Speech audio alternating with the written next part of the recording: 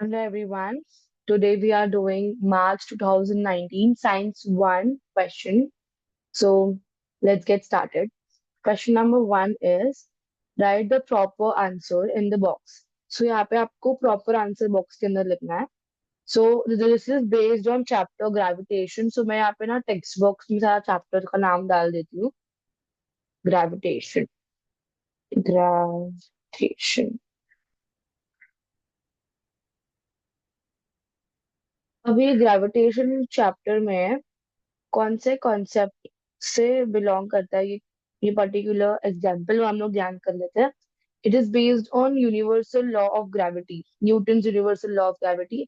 उसके अंदर होता है ना कि the force on an object is directly proportional to the product of their masses and inversely proportional to the square of the distance between them. तो ये उसके कॉन्सेप्ट के ऊपर बेस्ड है. तो first we will do the concept and उसके बाद हम लोग ये वाला करेंगे. एक second. there's one black color का tool bar above my screen जिससे मैं टैब्स चेंज करती हूँ. And that toolbar takes a long while to just disappear so that I can switch my tabs. But I've learned another trick, that is Alt Tab. So with help of that I can switch my tabs. Yes. No. Yeah. So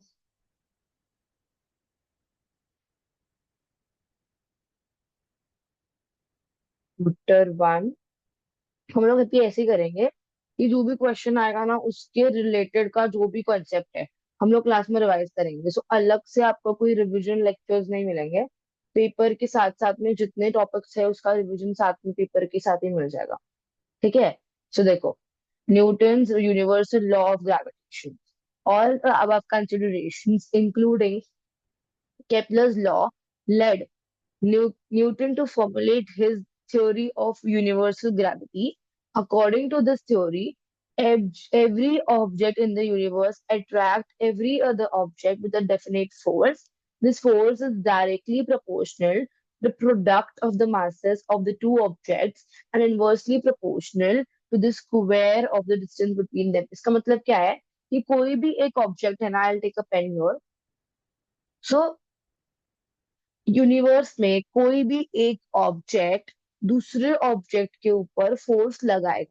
इसका मतलब ये है कि कोई भी एक object दूसरे object पे फोर्स लगाएगा और दूसरा ऑब्जेक्ट भी पहले ऑब्जेक्ट के ऊपर कोई एक फोर्स लगाएगा. और उस फोर्स की वैल्यू कैसे आएगी, हम लोग इन दोनों, ये m1 इसका मास है, m2 इसका मास है, इन दोनों को हम मल्टीप्लाई करेंगे डिवाइडेड बाय इन दोनों के बीच में जो डिस्टेंस है उसका हम लोग स्क्वायर करेंगे. तो देखो क्या डेफिनेशन हम लोग को बोलता है.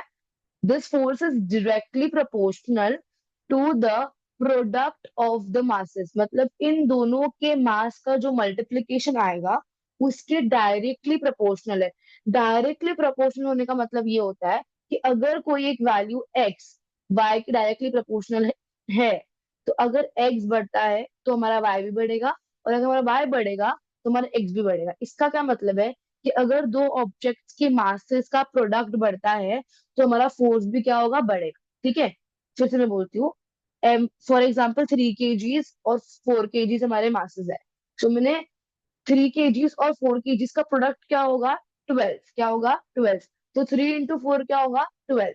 अगर इस केस में मैं एक को 5 kg कर दूं, एक को 3 kg कर दूं, तो कितना हो जाएगा, 15.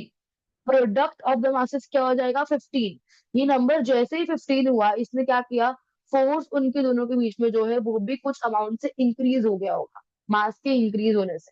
ठीक है. And inversely proportional to the square of the distance between, इनका मतलब क्या है, उन दोनों के बीच में का जो जो डिस्टेंस है ना, हम लोग उसको स्क्वायर करेंगे. ठीक है.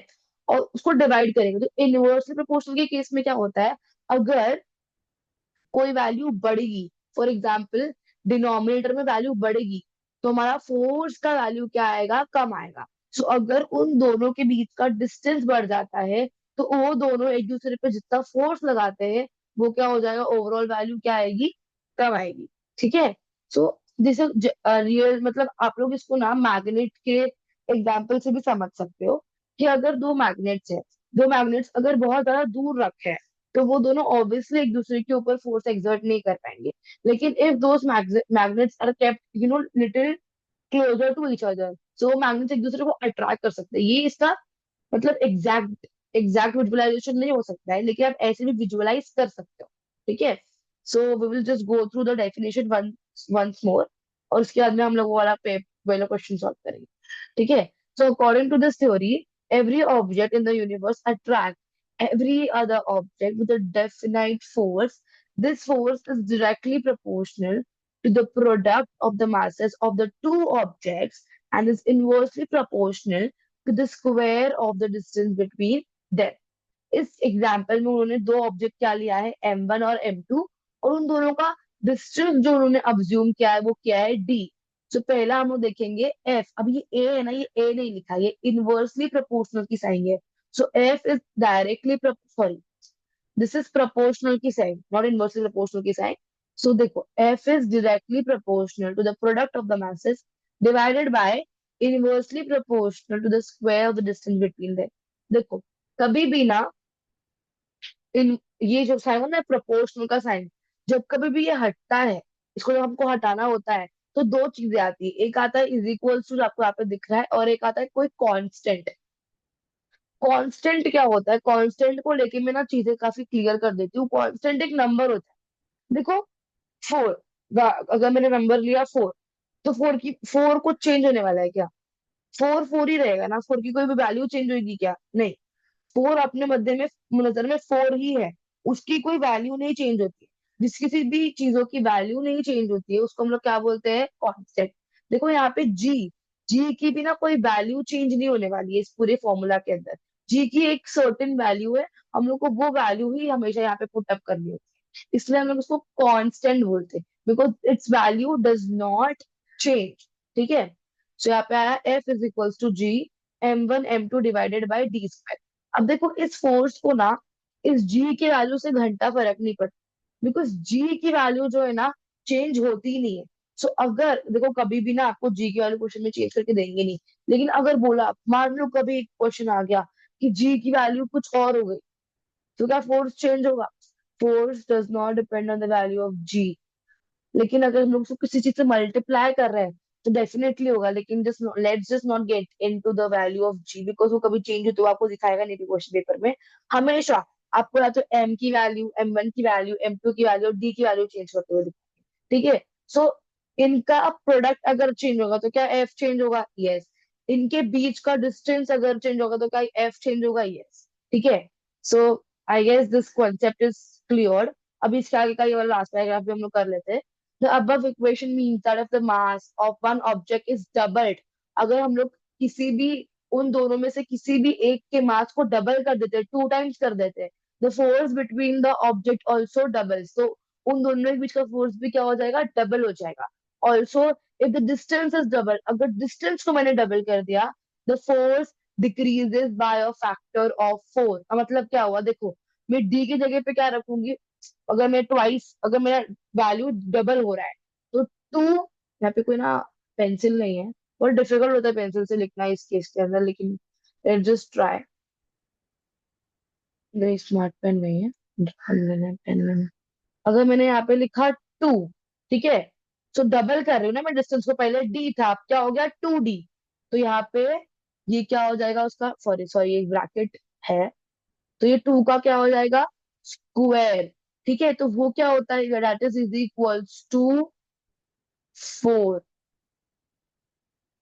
इसीलिए बोला कि फोर्स की वैल्यू जो है ना यहाँ पे, वो 4 के फैक्टर से क्या हो जाएगी, डिक्रीज हो जाएगी। समझा, नाउ क्लियर कर देती हूँ मैं यहाँ पे जितना भी मैंने ड्रॉ किया। Okay, so also, if the distance is doubled, the force decreases by a factor of 4.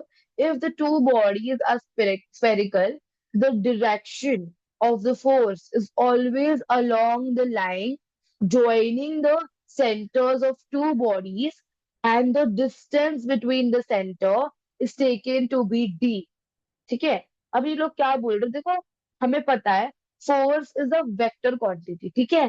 तो इसकी वजह से लोग क्या बोल रहे हैं, इनके ऊपर जो फोर्स लग रहा है, कौन सी डायरेक्शन में लग रहा है, क्या इस डायरेक्शन में लग रहा है, क्या इस डायरेक्शन में लग रहा है, नहीं, कौन से डायरेक्शन में लग रहा है, इन दोनों का जो सेंटर है उसको जो ज्वाइन करने वाली एक लाइन, आप समझो यहाँ पे आप एक इमेजिनरी लाइन, यहाँ पे आपको ड्रॉ करके दिखा देती हूँ line, the help of a pen. For example this is the centre. So इनको जो ज्वाइन करने वाली लाइन है, जो ये लाइन है, इस डायरेक्शन में फोर्स लग रहा है, ये कोई भी रैंडम, देखो फोर्स के अलग अलग डायरेक्शंस होते हैं, राइट। तो इन दोनों ऑब्जेक्ट पे फोर्स लग रहा है, लेकिन डायरेक्शन क्या है उस फोर्स की, कि जो लाइन इन दोनों के सेंटर को जोड़ रही है, उसी डायरेक्शन में ये एक दूसरे पे फोर्स लगाएंगे। फॉर एग्जाम्पल M1 लगा रहा है फोर्स M2 पे, तो वो इस डायरेक्शन में लगा रहा है, देखो ये डायरेक्शन में लगा रहा है। और M2 लगा रहा है फोर्स M1 पे, तो वो इस डायरेक्शन के अंदर लगा रहा है, ठीक है। कोई भी रैंडम डायरेक्शन में ये इसके ऊपर फोर्स नहीं लगा रहा है, it is applying the force, जो यहाँ पे इनकी जो सेंटर्स ज्वाइन कर रहे हैं उसी डायरेक्शन में वो फोर्स लगा रहा है, ठीक है। और हम लोग डी डिस्टेंस कहाँ से लेंगे, क्या हम लोग यहाँ से यहाँ डिस्टेंस को डी मानेंगे, नहीं। क्या हम लोग यहाँ से यहाँ डिस्टेंस को डी मानेंगे, नहीं। हम इनकी जो सेंटर का डिस्टेंस है, M1 का सेंटर और M2 के सेंटर, इन दोनों की सेंटर की डिस्टेंस को हम लोग क्या मानेंगे, डी, ठीक है। So I hope this concept is clear. मैं आपके लिए ना फटाफट इसको समराइज कर देती हूँ कि, पहले मुझे इसको ड्राइंग्स क्लियर करना था, कि दो ऑब्जेक्ट हमेशा एक दूसरे पे फोर्स लगाएंगे, उनके मास के प्रोडक्ट पे और उनके डिस्टेंस के स्क्वायर पे ये फोर्स की वैल्यू डिपेंड करेगी। यहाँ पे एक कांस्टेंट आता है जिसका नाम होता है जी, जिसकी वैल्यू कभी नहीं चेंज होती है। हम लोग यहाँ पे जो ये ऑब्जेक्ट है और दूसरा ऑब्जेक्ट है M1 और M2, कौन से डायरेक्शन में फोर्स लगा रहा है, उनके उनके जो भी रेडियस को ज्वाइन कर रहा है उस लाइन में, उस डायरेक्शन में वो फोर्स लगा रहा है एक दूसरे के ऊपर। और हम डी कहाँ से लेते हैं, दोनों के सेंटर्स की जो डिस्टेंस होती है उसको वो डी मानते हैं। फिनिश कॉन्सेप्ट, ठीक है। तो हम लोग इधर आते हैं, and we will write now with the help of pen. Sorry,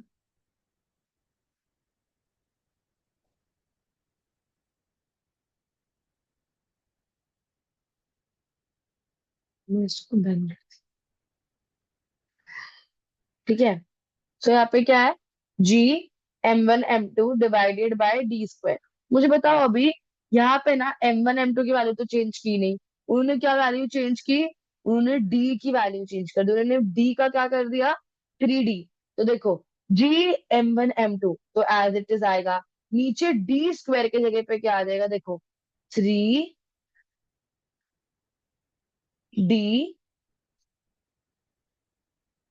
का क्या हो जाएगा, होल स्क्वायर। मुझे बताओ 3 का होल स्क्वायर क्या होता है, टेल मी। 3 का होल स्क्वायर होता है 9, ठीक है, 9 होता है। और डी स्क्वायर, बिकॉज डी की वैल्यू तो हमको पता ही नहीं है, तो यहाँ पे आएगा डी स्क्वायर। सो आपका आंसर अल्टीमेटली क्या हो जाएगा, I will show you your, one minute.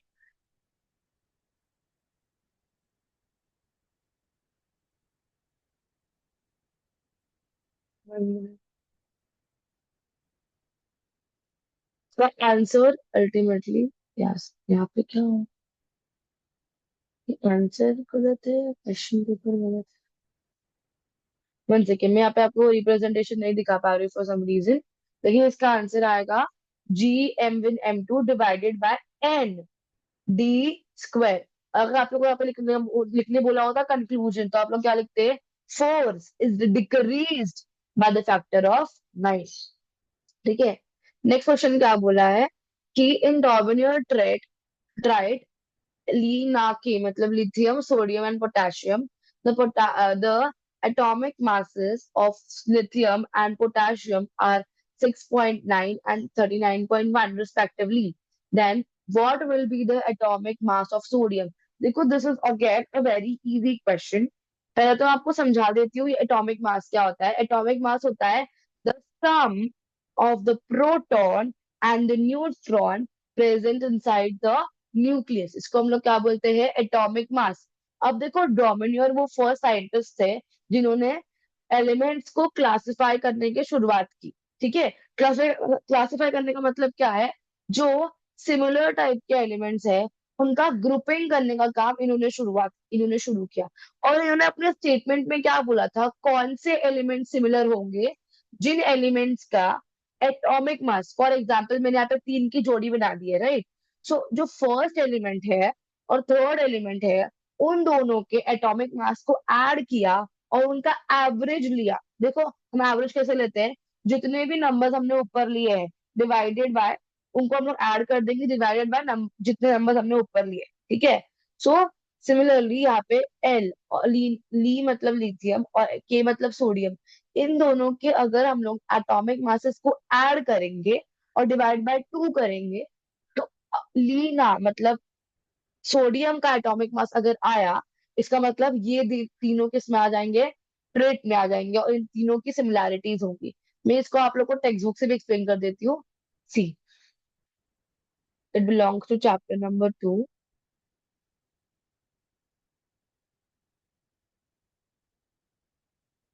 Minute,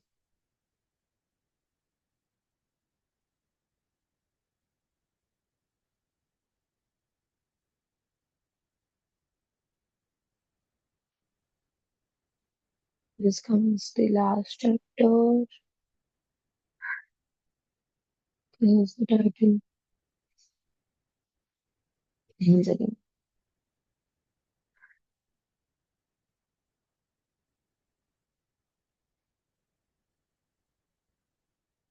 I'll show you the exact page. Here, see. And या इस क्वेश्चन के अंदर आपको ये जो पूरा लिखा है ना, 1 second, I show you with the help of a pen. जो लिखा है ना, he made groups of three elements each having similar chemical properties and called them traits. You have to remember this definition. Ki what are traits? He arranged the three elements in a triad in an increasing order of atomic mass and showed that atomic mass of the middle element was approximately equal to the mean, matlab average, of the atomic masses of the other two elements. However, all the known elements could not be classified into Dobrenier trait. So देख, यहाँ पे उनका क्या बोलना था कि हम लोग ना तीन एलिमेंट्स को लेंगे, ठीक है, उनको हम लोग increasing order of atomic masses में अरेंज करेंगे, और जो लास्ट और जो फर्स्ट एलिमेंट के एटॉमिक मास का सम होगा उसको हम लोग डिवाइडेड बाय टू करेंगे, तो हम लोग को atomic mass of middle element मिल जाए। ठीक है।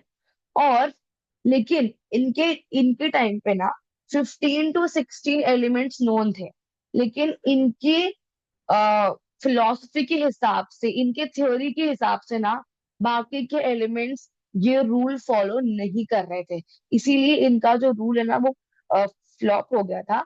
लेकिन फिर भी हम लोग पढ़ते हैं जानने के लिए कि किस तरीके से एलिमेंट्स को क्लासिफाई करने की शुरुआत की, और हम अब किस कंक्लूजन पे आके पहुंचे हैं। ठीक है। सो आप लोग को इसका जो भी एक्सप्लेनेशन है वो भी आप लोग को ध्यान में रखना पड़ेगा, और आपको अलॉन्ग विथ इट आपको ट्राइड्स का मतलब भी ध्यान में रखना पड़ेगा। सो अगर आपको बोल दिया कि एलिमेंट ए बी सी ट्राइट है, आपको ए बी का और सी का एटॉमिक मास दे दिया, तो आपको पूछा जाएगा कि मिडिल एलिमेंट बी का एटॉमिक मास क्या है।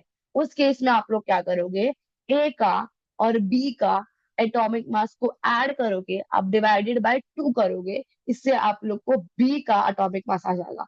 So, अगर मैंने गलत बोल जाऊंगा मैं फिर से बोलती हूँ, ए और सी के एटॉमिक मास को ऐड करके आप लोग बी का एटॉमिक मास लेके आ सकते हो, लेकिन उसको आप लोग एवरेज लेना पड़ेगा। ठीक है, मैं आप लोग को यहाँ पे बता देती हूँ। See, what you will do, A A B और सी एलिमेंट्स है, आपको बी का, ठीक है, और आपको बी का एटॉमिक मास पूछा। उस केस में आप लोग क्या करोगे? A plus C divided by, this is divided by, okay, else I will write it here. Divided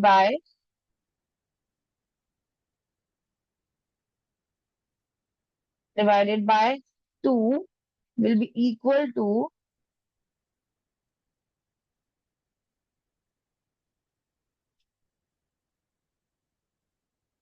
atomic mass of B। ठीक है, तो यहाँ पे B, ये आप लोग इनकेस लिख लेना, बिकॉज आप डिलीट दिस। इस केस आप लोग कैसे आंसर निकालोगे? इन डोब्रेनियोल ट्राइड लीना के lithium sodium and potassium the atomic masses of lithium and potassium, देखो आप लोग को बी ए का दे दिया और सी का दे दिया, are 6.9 and 3.1 respectively. Then what will be the atomic mass of sodium? देखो यहाँ पे आपको क्या करना पड़ेगा, 6.1, sorry 6.9 plus 3.1 divided by 2. Here you will get answer as, I will write it with another text. This seems not to be anything.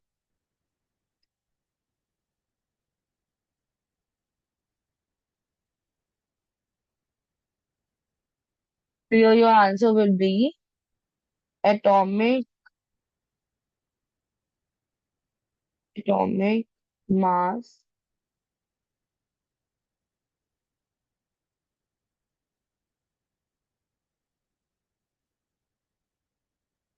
of Na is equals to 23. Done. Now next, a concave lens is a converging lens. This point is false. Concave lens जो होता है ना, वो diverge करता है।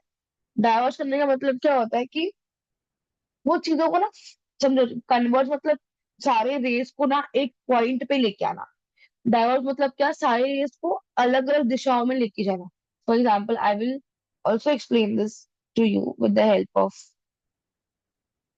Are your text book.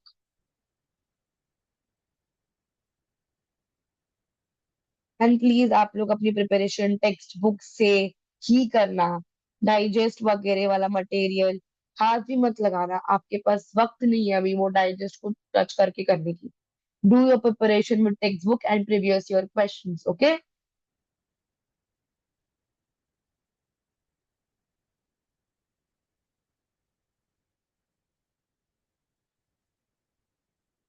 यहाँ पे अगर कॉन्सेप्ट दिया होगा so well and good, otherwise we will use other things. देखो ये सब जो आपने आपको दिखाया ना, centre of curvature, radius of curvature, all of this is explain in 9th standard as well. ठीक है, कैसे ये डायग्राम बनाते हैं हम लोग, images form by convex lens, ये सारा चीज 9th स्टैंडर्ड के अंदर भी है।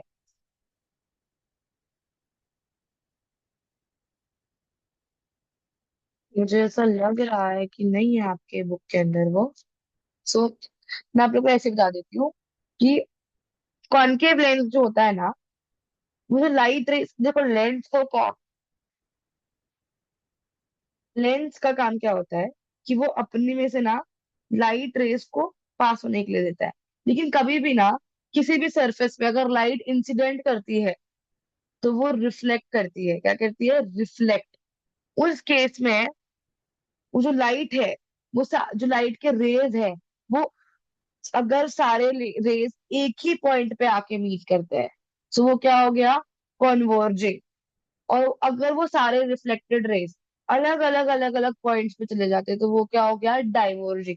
सो कनकेव लेंस जो होता है ना, that is a diverging lens. मैं ना आप लोग को इसका डिफरेंस नेक्स्ट नेक्स्ट लेक्चर में ना करा दूंगी। ये मैं एक पीडीएफ लेके आऊंगी, मतलब कोई मटेरियल लेके आऊंगी, और उसके हेल्प से ना मैं आप लोग का इसका ना डिफरेंस क्लियर कर दूंगी। So I am marking it your, मुझे ये बाद में भी डिस्कस करना है। Same with this question, we will discuss this question later on. आगे क्या लिखा है कि find the odd one out, tinning, anodization, alloying, float float flotation. ये तीनों भी जो है ना, हम लोग एक किसी भी ऑब्जेक्ट को करोड़ होने से, खराब होने से बचाने के लिए करते हैं। और ये फ्लोटेशन मेथड हम लोग ना किस लिए यूज करते हैं? दिस इज यूज, हम लोग का जो और हम लोग को जो मिलता है, और के क्लीनिंग के प्रोसेस के टाइम पे हम लोग फ्लोटेशन मेथड यूज करते हैं for the concentration of the ore. I will take you to the text book and from there we will do. So this is from chapter number 8, metallurgy.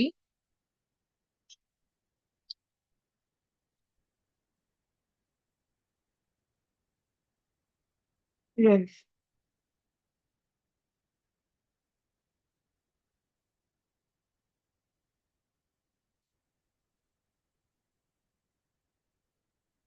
देखो कि किस तरीके से हम किसी भी मेटल को, किसी भी यूटेंसिल वगैरह को खराब होने से कैसे रोके, उसके स्टेप्स के अंदर एक आता है गैल्वेनाइजिंग, आता है मेथड्स के अंदर एक आता है गैल्वेनाइजिंग, दूसरा आता है टिनिंग, थर्ड आता है आयोडाइजेशन, फोर्थ आता है इलेक्ट्रोप्लेटिंग, एंड फिफ्थ आता है एलॉइंग।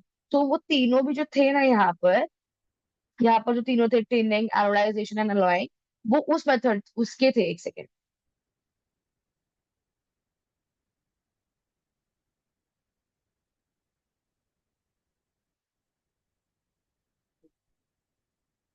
और फ्लोटेशन मेथड किसमें आता है? कॉन्सेंट्रेशन ऑफ ओर के अंदर आता है।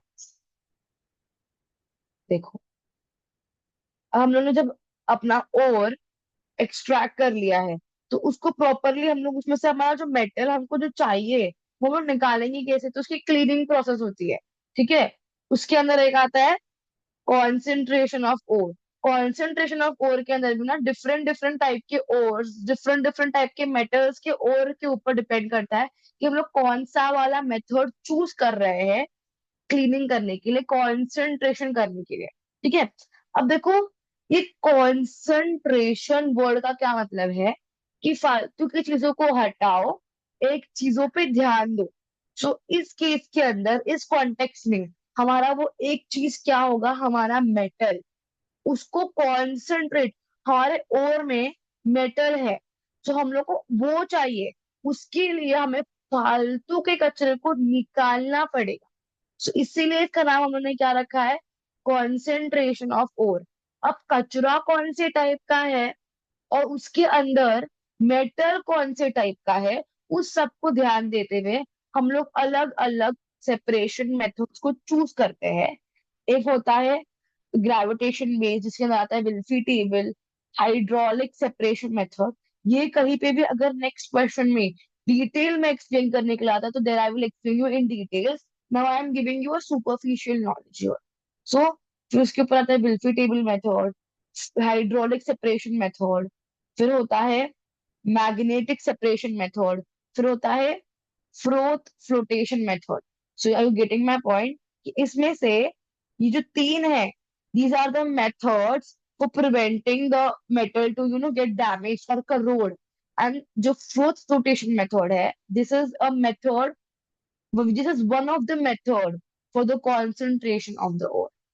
Is this clear? So next, the reaction of iron nail. What is the a symbol of iron? It is Fe. With copper sulfate solution is a dash reaction. Now यहाँ पे आपके दो chapter के concepts apply होते हैं। एक chapter number 3 और एक चैप्टर नंबर होता है हमारा 8। ठीक है। सो वो दोनों कॉन्सेप्ट को I will take it simultaneously.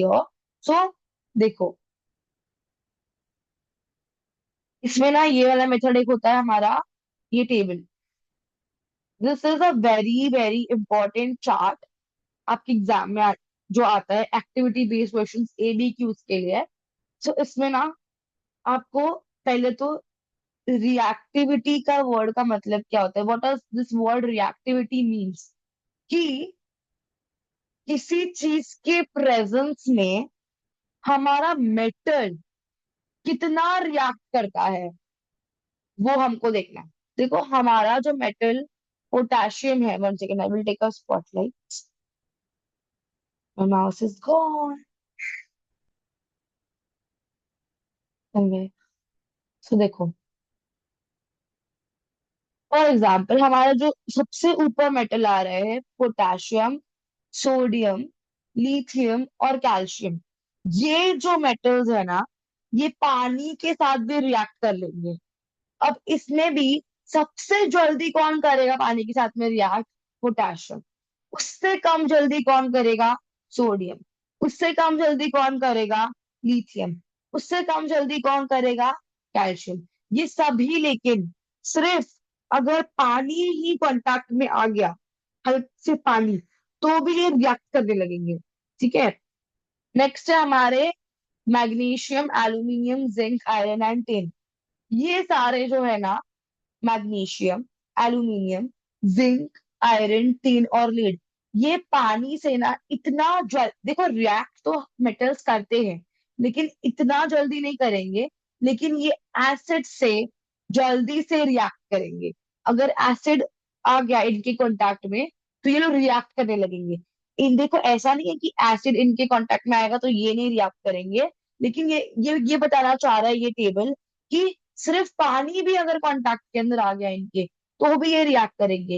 ये जो मेटल्स है, ये पानी से इतना जल्दी रिएक्ट नहीं करेंगे, लेकिन अगर एसिड्स आ गए इनके कांटेक्ट में, तो ये रिएक्ट कर लेंगे। अगर ऑक्सीजन आ गया इनके कांटेक्ट में, तो ये रिएक्ट कर लेंगे। और अगर एसिड, ऑक्सीजन, ये अगर इनके अपर वाले चार मेटल्स के कांटेक्ट में आए, तो तुरंत से ये भी जल्दी से रिएक्शन दे देंगे। ठीक है। अब यहाँ पे आते हैं हमारा copper, mercury and silver. Copper, mercury and silver जो होते हैं ना, वो एसिड्स के केस में भी जल्दी रिएक्ट नहीं करते।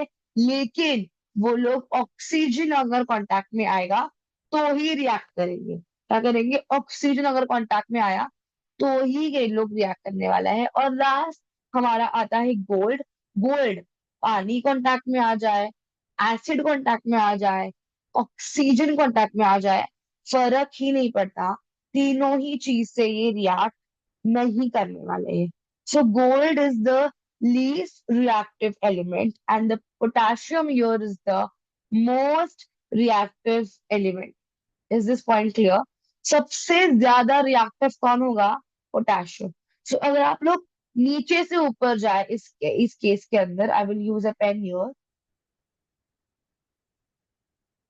This is a highlighter, this is a vanishing, this is a vanishing pen. अच्छा, this will vanish of.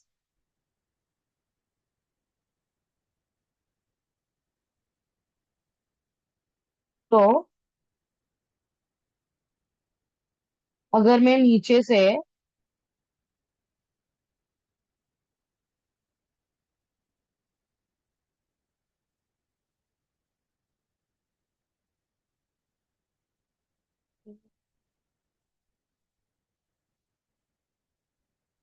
was not, I'm not able to do it.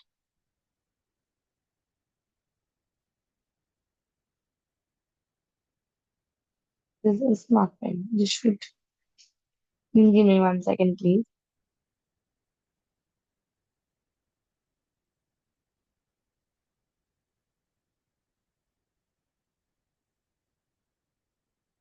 ठीक है। तो हो गया फाइनली। तो इस केस के अंदर, अगर मैं यहाँ पे नीचे से ऊपर जा रही हूँ, तो एटम्स ज्यादा ज्यादा रिएक्टिव हो रहे हैं। फॉर एग्जाम्पल, मेरा बोलने का ये मतलब है कि अगर मैं यहाँ पे कॉपर को कंपेयर करूं और मैं यहाँ पे सिल्वर को कंपेयर करूं, तो सिल्वर और कॉपर में ज्यादा कौन रिएक्टिव होगा? कॉपर। क्योंकि ये इस सीरीज में ऊपर आ रहा है। जैसे जैसे हम ऊपर आते हैं, आ रहे हैं इस सीरीज के अंदर, एटम्स हमारे और रिएक्टिव होते जा रहे हैं।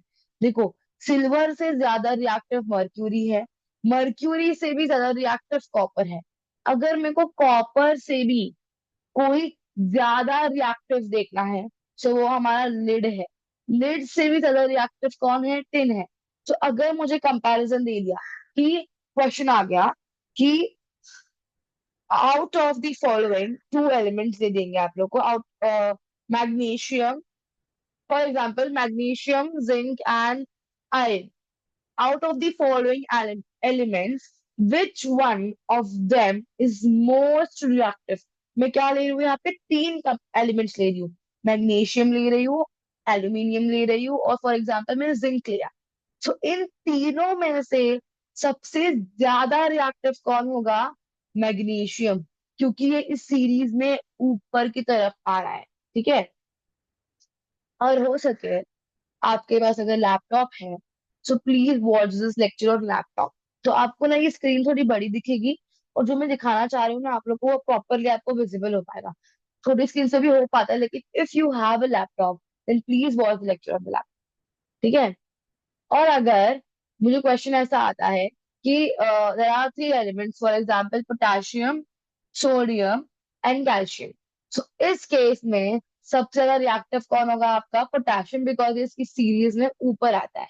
आपको इसमें और एक चीज की जा सकती है इस टाइप के क्वेश्चंस के अंदर, कि एक दो एलिमेंट यहाँ के ले लेंगे, एक दो यहाँ के ले लेंगे, एक यहाँ के ले लेंगे, और बोलेंगे अब इनको अरेंज करो कि पहले वाले ग्रुप को, मोस्ट रिएक्टिव ग्रुप को कौन बिलोंग करता है, फिर मॉडरेट रिएक्टिव ग्रुप को कौन बिलोंग करता है, और फिर लीस्ट रिएक्टिव ग्रुप को कौन बिलोंग करता है। ऐसे क्वेश्चंस भी आ सकते हैं। फिर आपको पूछेंगे कि एल्यूमिनियम एक मेटल है, क्या वो वाटर से तुरंत से रिएक्ट करेगा? तो आपका आंसर होना चाहिए नहीं। फॉर एग्जाम्पल आपको पूछेंगे कॉपर एक कोई मेटल है, क्या वो एसिड से तुरंत से रिएक्ट करेगा? आपका आंसर आना चाहिए नहीं। क्या वो कॉपर ऑक्सीजन से रिएक्ट करेगा? क्या? तो आपका आंसर आना चाहिए यस। पर आपको दे देंगे देयर इज वन एलिमेंट जो किसी से भी रिएक्ट नहीं करता है, वो कौन सा एलिमेंट होगा? वो होगा आपका गोल्ड। गोल्ड किसी के साथ में भी रिएक्शन नहीं शो करता है। सो am I clear with this point? Now, next आता है, आई होप मैंने आपको सारे पॉसिबल क्वेश्चंस भी बता दिए। पहला क्वेश्चन क्या, कि आपको कुछ दो तीन एलिमेंट्स दे देंगे, आपको बोलेंगे इसको उसमें से सबसे ज्यादा कौन सा है, या इसको इंक्रीजिंग ऑर्डर में या डिक्रीजिंग ऑर्डर ऑफ रिएक्टिविटी में अरेंज करो, कि पहले सबसे कम, फिर उससे ज्यादा, फिर उससे ज्यादा। अगर इंक्रीजिंग हुआ तो सबसे ऊपर कौन सा आना चाहिए? सबसे ज्यादा वाला। अगर मैं यहाँ से ऊपर जा रही हूँ, तो ये कौन सा ऑर्डर हुआ? इंक्रीजिंग ऑर्डर हुआ कि डिक्रीजिंग ऑर्डर हुआ? मैं नीचे से ऊपर जा रही हूँ। Think for a while and then मैं आपको आंसर बताऊं। देखो, मैं नीचे से ऊपर जा रही हूँ, तो ये क्या हुआ? इंक्रीजिंग ऑर्डर ऑफ रिएक्टिविटी, क्योंकि गोल्ड से ज्यादा रिएक्टिव हो जा रहा है सिल्वर। तो क्या ये इंक्रीज हो रहा है? द आंसर इज यस, ये इंक्रीज हो रहा है। ठीक है। अब अगर मैं बोलती हूँ मैं पोटेशियम से गोल्ड की तरफ जा रही हूँ, तो ये कौन सा ऑर्डर ऑफ रिएक्टिविटी हुआ? इंक्रीजिंग ऑर्डर हुआ कि डिक्रीजिंग ऑर्डर हुआ? सो ये डिक्रीजिंग ऑर्डर होगा। कैसे डिक्रीजिंग ऑर्डर हुआ? पोटाशियम से कम रिएक्टिव है सोडियम। तो यहां से जब मैं नीचे आई सोडियम की तरफ, तो मेरी रिएक्टिविटी डिक्रीज हुई, ना कि increase. That is why when we go from potassium to gold the reactivity decreases, and when we go from gold to potassium the reactivity increases. Done. So I hope I have covered all of the possible questions. और एक और बात, आपको ये reactivity along with the symbols, कि हर एक element का क्या क्या सिंबल है, उसके साथ ही आपको ये याद रखना है। डन।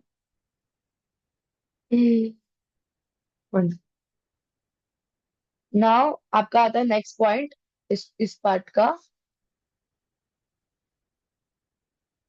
जो कि है आपका चैप्टर नंबर 3 वाला point. This drawing is not going.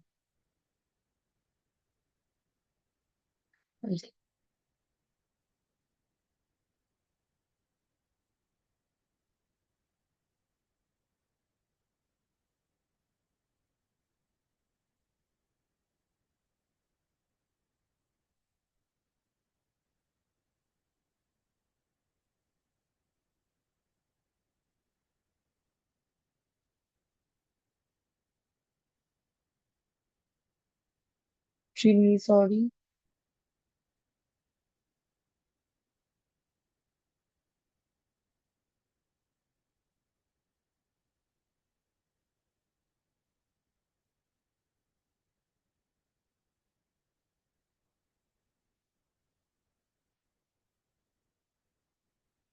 मैं ऑलमोस्ट आ ही गई हूँ उस पेज पे। देखो, मैं टेक्स्ट बुक लेके बैठ रही हूँ यहाँ पे, इसका मतलब ये नहीं है आप लोग अपनी टेक्स्ट बुक नहीं खोलेंगे। आपको सारे टेक्स्ट बुक्स खोलने हैं, और जो जो कॉन्सेप्ट्स प्रीवियस ईयर में पूछे, ना कि only only the question, okay.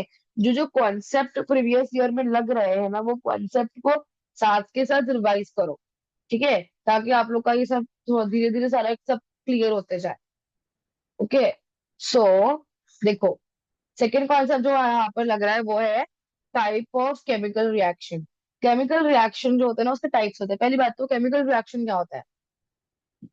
जब कोई एक एलिमेंट या कोई एक एटम, दो एटम्स सॉरी, जब दो एटम्स या कुछ ग्रुप ऑफ एटम्स, उसमें या इलेक्ट्रॉन डोनेट हो रहा है, इलेक्ट्रॉन गेन हो रहा है, या इलेक्ट्रॉन शेयर हो रहा है, इन सारे ही केसेस के अंदर हम लोग क्या बोलेंगे?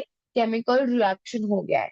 केमिकल रिएक्शन के क्या टाइप्स होते हैं, और इसके आगे का जो भी हमारा डिस्कशन है, we will do in the next we will do the next lecture. Till then, bye bye.